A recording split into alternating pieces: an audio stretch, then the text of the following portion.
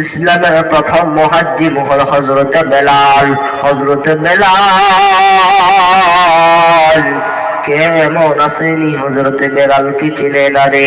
হযরতে বেলাল রাদিয়াল্লাহু তাআলা আনহু যখন ইসলাম গ্রহণ করলেন, হযরতে বেলাল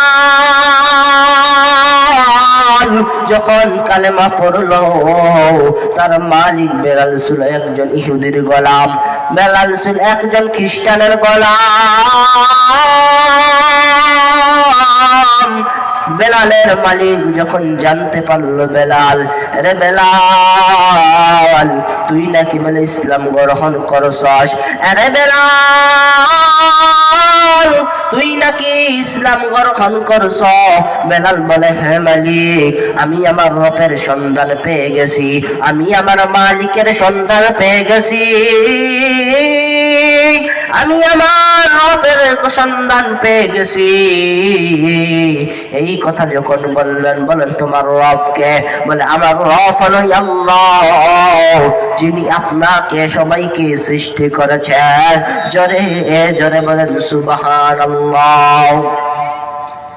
এবার যখন হযরত বেলাল রাদিয়াল্লাহু তাআলা আনহু তার মালিক ডাক দিয়া বলেন, এর বেলাল খবরদার, সময় আছে কিন্তু ইসলাম গ্রহণ ছাড়, এখনো সময় আছে ইসলাম গ্রহণ ছাড়, এখনো সময় আছে। কালেমা পড়ছস, তোকে আমরা কিছু বলে নাই, কিন্তু সময় আছে রে, এখনো তুই ইসলাম গ্রহণ ছেড়ে দে, এখনো তুই ইসলাম ছেড়ে দে। বেলাল তার মালিককে ডাক দিয়ে বলে, ওগো মালিক,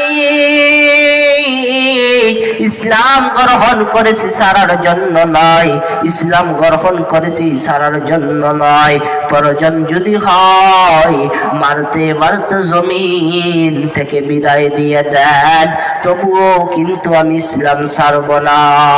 জোরে জোরে বলেন সুবহানাল্লাহ।